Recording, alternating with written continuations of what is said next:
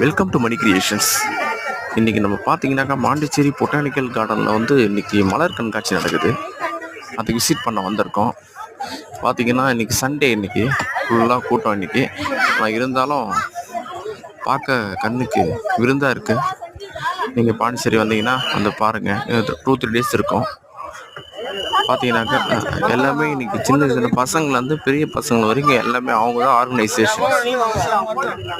அந்த அளவுக்கு நீங்கள் முக்கியத்துவம் கொடுத்து எல்லாரும் அழகாக நம்ம கண்ணுக்கு விருந்தாக பண்ணியிருக்காங்க. நான் விசிட் பண்ணது இது வரைக்கும் நம்ம இப்போ தான் ஃபஸ்ட்டு டைம் விசிட் பண்ணுறேன்.